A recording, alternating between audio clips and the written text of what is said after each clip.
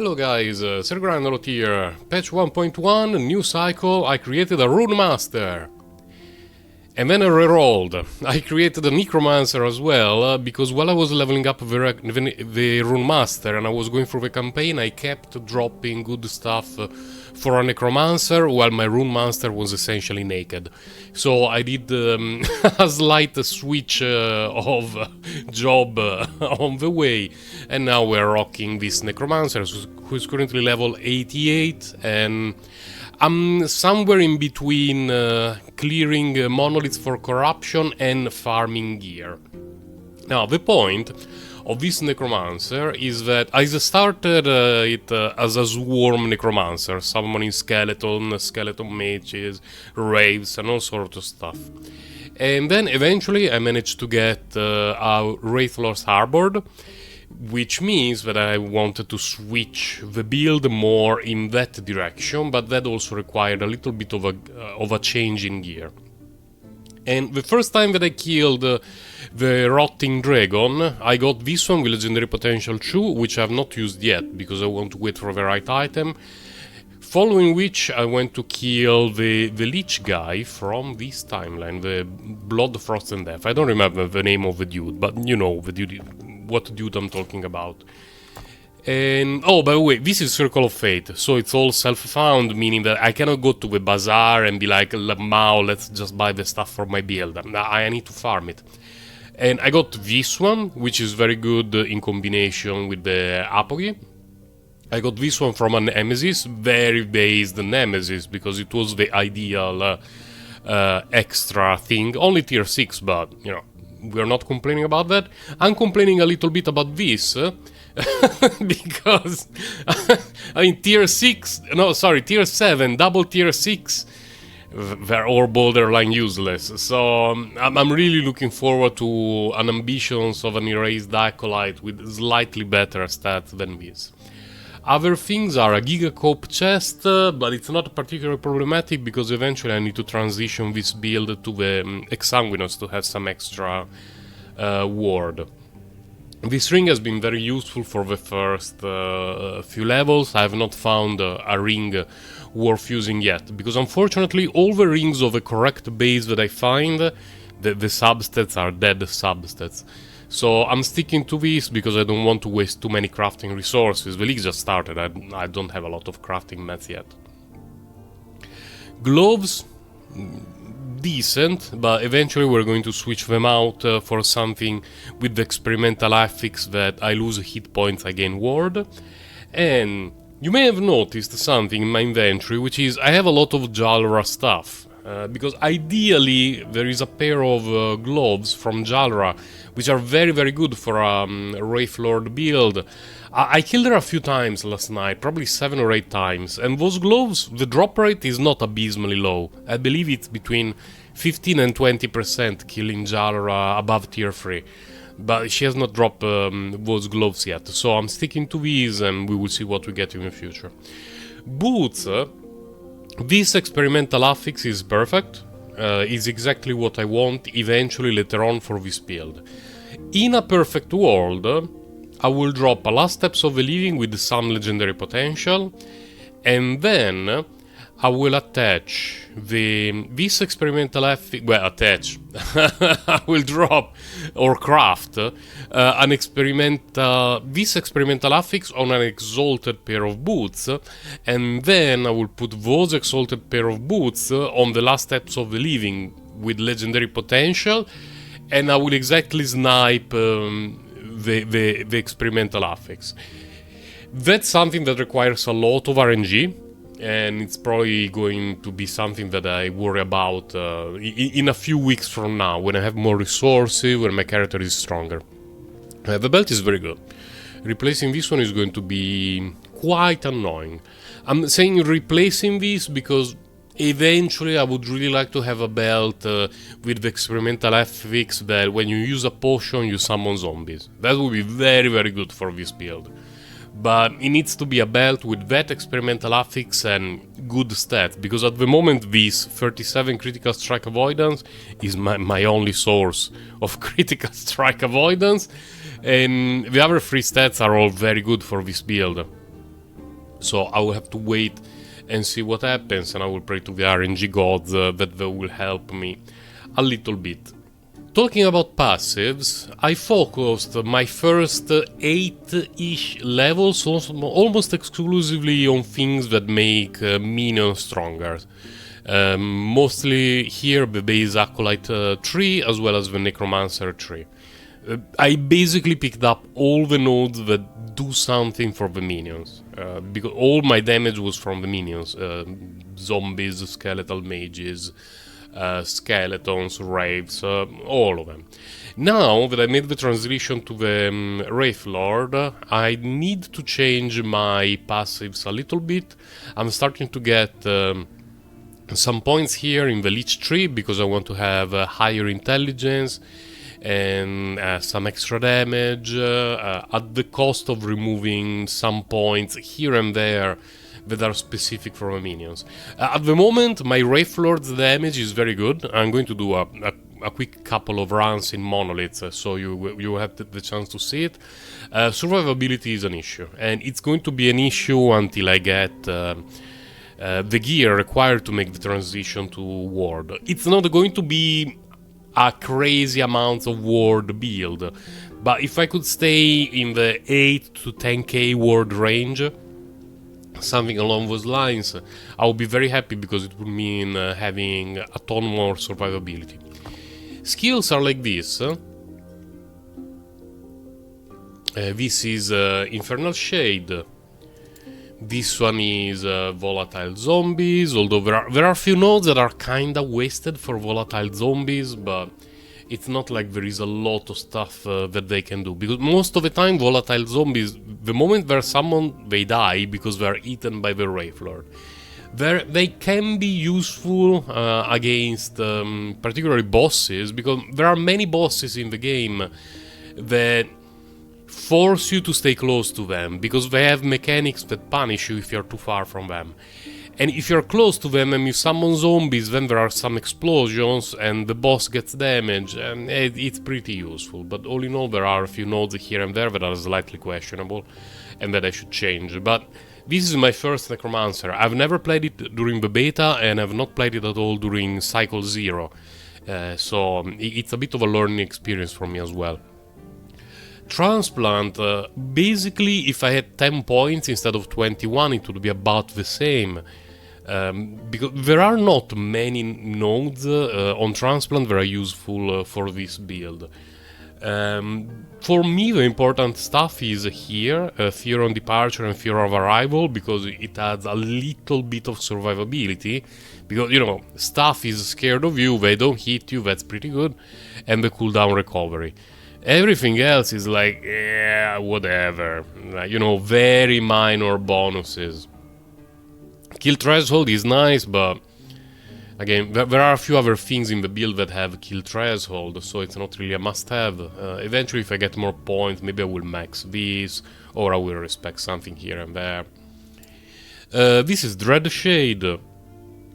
There are a few nodes that I only got after the Wraithlord transition, like this in particular, this one and this one. Because when playing with the regular Wraiths, I wanted all of them to be buffed, so these two were not particularly good. But after making the transition, I care mostly about the Wraithlord itself being buffed, and so these two ended up being extremely useful. Very, very, very good.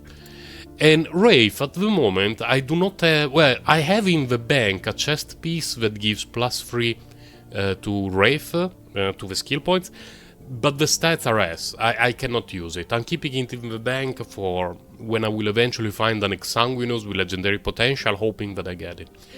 If I could get a few extra points here in the Wraith level, I could put a couple here. It's an extra multiplier for the damage of the big dude. I could put an extra point here for an extra 40% health, which is something that I could do anyway, you know, taking out some stuff. And I would also like to get this one eventually. requires a little bit of work in the rest of the build, though, because you don't want everything to be stationary if you cannot teleport them around and summon zombies so that the Wraithlord can eat them. You know, I could make the transition, but so far it doesn't feel like I need even more damage from the Wraithlord. We are going to see it soon. I believe I didn't say anything in particular about Infernal Shade. There is not much to say, because here Infernal Shade is not really used for the damage that it does. It's used for the buff that it provides to the big Wraithlord. This one for me is extremely valuable. Armor Shred. All the buffs that happen around here in this node. Unlimited duration of minions is nice. This one is good. You know, slow chance can always be helpful against bosses. Maximum Shade. Not a lot to say, honestly, about the Infernal Shade tree. I will probably do a little bit more experimenting later on, but I didn't find any of the nodes here on the left side to be particularly interesting for a Wraithlord build. Now, without further ado, let's go to kill some stuff. Here I have a basic blessing, 26% void resistance. I believe one of the better blessings has hit points, so I don't mind doing a little bit of grind here. The way the build plays is extremely simple, and you're going to be seeing it soon. I need to start from scratch. Feels a bit bad, man, but it is what it is. Basically, you summon the dude, and you just stay alive while the dude clears the screen. You want to keep him buffed, so keep an eye on buffs when they expire. Slave patrolling. Okay, so no one is going to shoot me if I start to do things. We summon big dude, we summon tiny zombies, then we buff the dude, then we buff the dude, and then we go. And it will just be obliterating stuff, without requiring any input from me. The amount of damage that he deals is absolutely absurd. I've seen him one-shotting whole waves of enemies with ease. He works better when he's fully buffed, by the way. I'm saying this because I missed this one, the Dread Shade. And then you want to resummon zombies so that he can eat them. And the nice thing is that he eats zombies, we get some ward, he gets beefier. Against trash enemies, zombies don't do anything. Because the Wraithlord will prioritize them, meaning that I summon zombies, they get insta-gibbed by the Wraithlord, who starts eating everything. And the zombies are on a fairly long cooldown, and you want to refresh the buffs of the Wraithlord every roughly 10 seconds if possible, and it's pretty much perfect. So when you have these available, unless you're in a sketchy situation and you want to save them to create some ward at the right time, you just pop them and you let your Wraithlord go. It's a relatively passive experience compared to other characters that I played, because it doesn't require a lot of input from players. Like, I have not clicked anything probably for 15 or 20 seconds. I did not refresh the zombies, I did not refresh any buffs, I'm just walking around.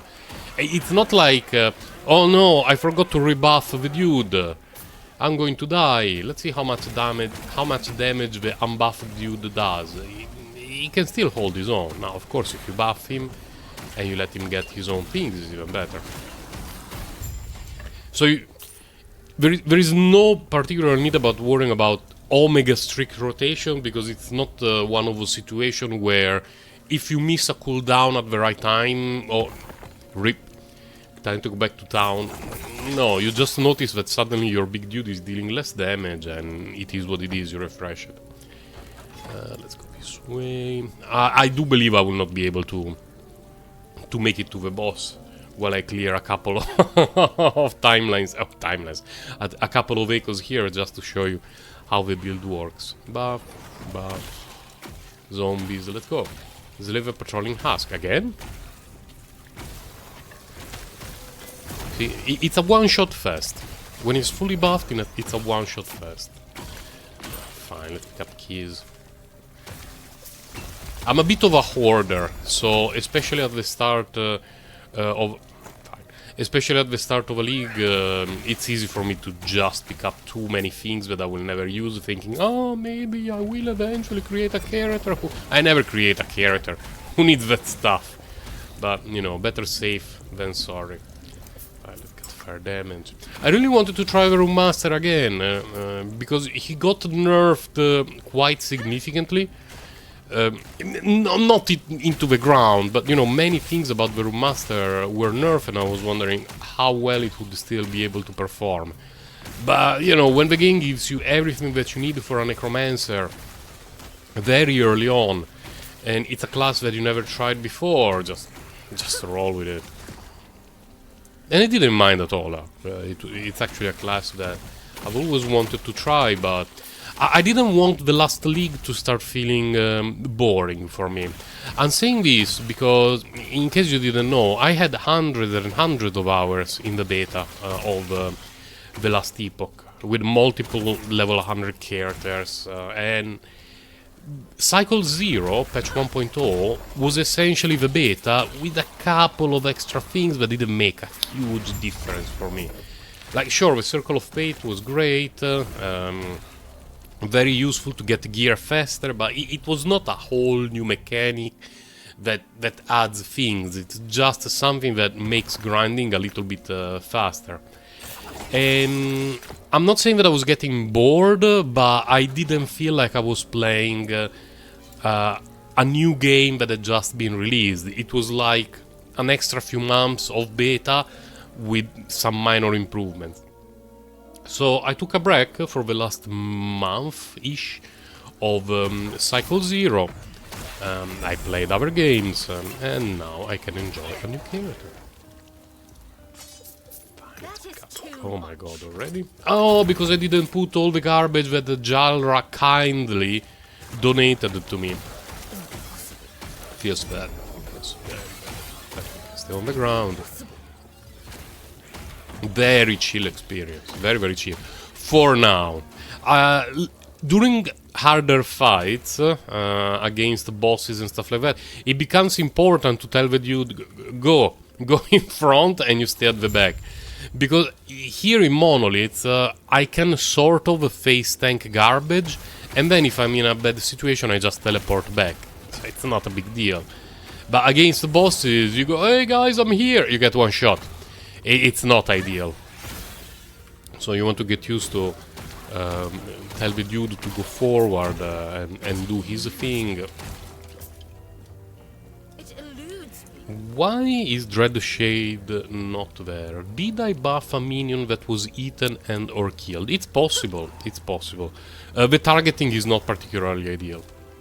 Like you really have to hover on the Wraithlord, make sure that the Wraithlord is under the mouse. If at any moment something passes in front of you, between your mouse icon and the Wraithlord, you're using your buff on the wrong thing. And it feels a little bit bad.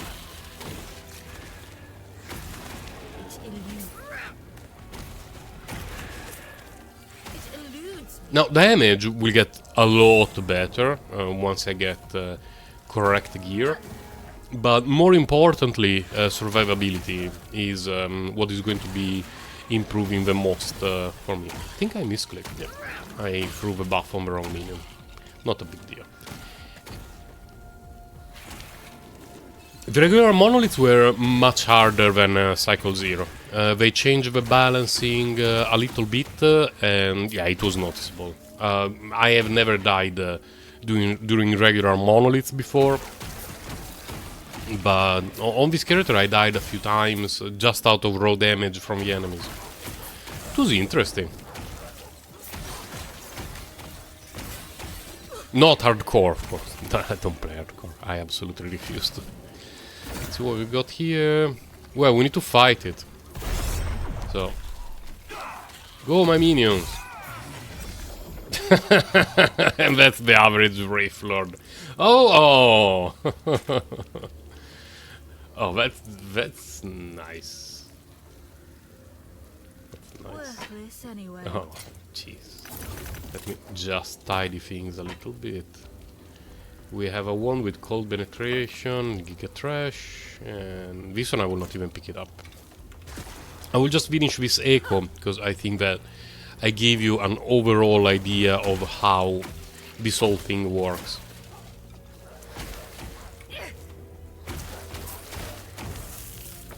We need to slay the dude.